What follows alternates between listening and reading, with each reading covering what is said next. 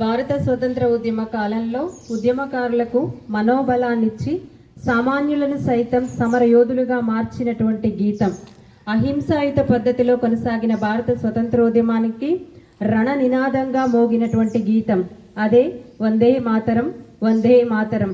వందే మాతరం అనే పదం మన భారత జాతి యొక్క శాశ్వత భావోద్వేగం. కాశ్మీర్ నుండి కన్యాకుమారి వరకు సమస్త భారత జాతిని ఏకం చేసినటువంటి ఆ సమర గీతానికి, ఆ సమర నినాదానికి నేటితోటి 150 ఏళ్ళు పూర్తయినాయి. అంత గొప్పటి కీర్తి కలిగినటువంటి వందే మాతర గీతం అనేది ఒక భారతీయుడికి కలిగినటువంటి బ్రిటిష్ వారి ద్వారా కలిగినటువంటి అవమాన గాయాల్లో నుంచి పుట్టుకొచ్చింది. బకిం చంద్ర చటర్జీ మనందరికీ తెలుసు, వందే మాతరాన్ని రచించారని చెప్పుకుంటాం. బకిం చంద్ర చటర్జీ ఒకసారి పల్లకి అవసరమా, పల్లకి దిగు వెంటనే అన్ను అరుస్తూ బకిం చంద్ర చటర్జీని పల్లకీలో నుంచి బయటికి గుంజి అతన్ని కొట్టాడంట. ఈ విషయం మీద బకిం చంద్ర చటర్జీ కోర్టులో కేసు వేసి ఆ బ్రిటిష్ అధికారి చేత బహిరంగంగా క్షమాపణలు పొంది ఆ విషయంలో విజయాన్ని సాధించాడు. అయితే అదే సమయంలో బ్రిటిష్ ప్రభుత్వము వారి జాతీయ గీతమైనటువంటి గాడ్ సేవ్ మై కింగ్డమ్ అనే జాతీయ గీతాన్ని భారత జాతీయ గీతంగా మార్చాలని ప్రయత్నాలు మొదలుపెట్టిందనే వార్త బకిం చంద్ర చటర్జీ విన్నాడు. అప్పటికే బ్రిటిష్ ప్రభుత్వం పట్ల ఆగ్రహంతో ఉన్న బకిం చంద్ర చటర్జీ ఆయన ఆగ్రహం, ఆవేశం ఆయన కలం నుంచి పాట రూపంలో జాలువారింది. అదే సుప్రసిద్ధమైనటువంటి ఆనందమఠ్ అనే తన నవలలో మొదటి చరణాలే ఈ వందే మాతర గీతం. 1875 నవంబర్ 7న దీనిని రచించడం జరిగిందని చెప్తా ఉంటారు.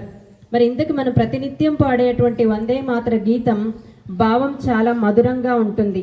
వందే మాతరం అంటే సంస్కృతంలో తల్లి నేను నిన్ను స్తుతిస్తున్నాను, భరతమాత మీకు వందనం, భరతమాత మీకు వందనం.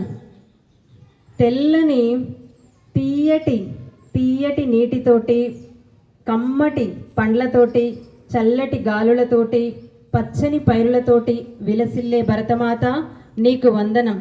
రాత్రుల్లో తెల్లని వెన్నెలతో విరబూసిన చెట్లతోటి శోభిస్తూ, స్వచ్ఛమైనటువంటి మాటలతో, మధురమైనటువంటి మాటలతో, స్వచ్ఛమైనటువంటి నవ్వులతో మాకు ఆనందాన్ని కలిగిస్తున్న భరతమాత మీకు వందనం, భరతమాత మీకు వందనం అని ప్రతినిత్యం మనం పాడుతున్నాం. ఆ పాటలో ఎంత మాధుర్యం ఉంది, భారతదేశం యొక్క ఎంత గొప్పతనం ఉంది. ఆ పాట అనేది భారతదేశ ప్రజలకు భారతదేశంపై ఉన్నటువంటి ప్రేమను, భక్తి భావాన్ని తెలియజేస్తుంది. అంతటి గొప్ప పాటను మొట్టమొదటిసారిగా 1896 సంవత్సరంలో రవీంద్రనాథ్ ఠాగూర్ కలకత్తాలో జరిగినటువంటి భారత జాతీయ కాంగ్రెస్ సమావేశంలో మొట్టమొదటిసారిగా పాడడం జరిగింది. అప్పటి నుంచి భారత రాజకీయాలలో ఆ పాట ప్రాముఖ్యమైపోయింది. మరీ ముఖ్యంగా 1905 సంవత్సరంలో బ్రిటిష్ వారు బెంగాల్ను విభజించారు. బెంగాల్ విభజనకు వ్యతిరేకంగా భారతీయులు ఒక ఉద్యమాన్ని ప్రారంభించారు. ఆ ఉద్యమంలో రాజకీయ నాయకులకు, పోరాట యోధులకు అందరికీ కూడా కథం తొక్కే పాటగా ఈ పాటను పాడడం జరిగింది. ఆ రోజుల్లో వందే మాతరం అనే అక్షరాలు అగ్ని కణికల వలె మండాయి. వీధి వీధిన ఎక్కడ చూసినా వందే మాతరం అనే నినాదాలు మారుమ్రోగేవి. ఈ వందే మాతర నినాదాలను ఆసేతు హిమాచలం తీసుకువెళ్ళినటువంటి వారే మన విప్లవకారులు. వందే మాతరం అనే గీతం ఆ రోజుల్లో బెంగాల్ విభజనకు వ్యతిరేకంగా ప్రారంభమైనటువంటి స్వదేశీ ఉద్యమం వందే మాతర ఉద్యమంగా పేరుగాంచింది. ఇంతటి గొప్ప వందే మాతర ఉద్యమం, ఆ గీతం మొట్టమొదటిసారిగా అరవింద్ ఘోష్ ఇంగ్లీష్లోకి అనువదించడం జరిగింది. ఆ తర్వాత 1905 నుంచి 1907 మధ్యకాలంలోనే దక్షిణాది రాష్ట్రాలలో ఉన్నటువంటి అన్ని భాషల్లోకి ఈ వందే మాతర గీతాన్ని తర్జుమా చేయడం జరిగింది. ఆ గీతం పాడుతూ ఉన్నప్పుడు పోయేవాళ్ళు. ఆ గీతం యొక్క ఆలాపన ఎంత తీవ్రమైనదో, బ్రిటిష్ యొక్క అధికారాన్ని ఎంత దహిస్తుందో గుర్తించిన బ్రిటిష్ ప్రభుత్వము ఎవ్వరు కూడా ఆ గీతాన్ని ఆలపించొద్దు అని చెప్పి ఆ వందే మాతర గీతాన్ని నిషేధించింది. అయినప్పటికీ 1947 వరకు, స్వతంత్రం సిద్ధించే వరకు ఆ వందే మాతర గీతం ఒక మహోజ్వలగా ప్రజ్వలిస్తూనే వచ్చింది.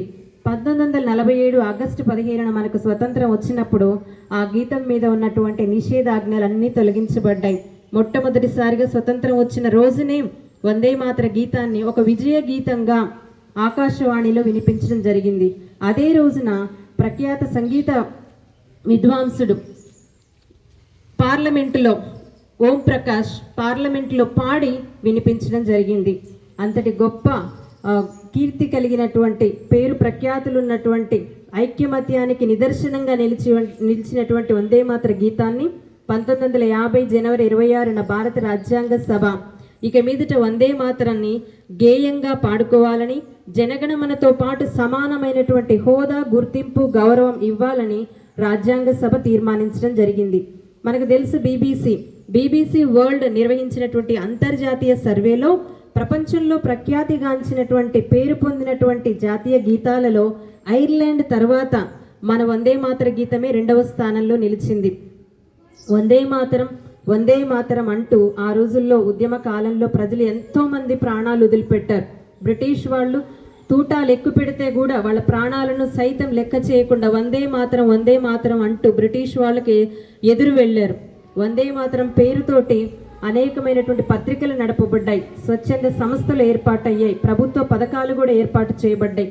అంతటి గొప్ప ఘన కీర్తి, అలాగే అంత గొప్ప ఆ పేరులోనే ఉంది. అదే ఆ పేరే ఒక మంత్రం, ఆ పేరే ఒక మహోజ్వలం, ఆ పేరే ఒక మహోపదేశంగా నాటి కాలంలోనూ నేటి కాలంలో వినిపిస్తూ ఉంది.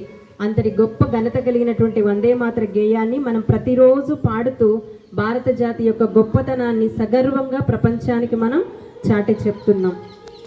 Thank you.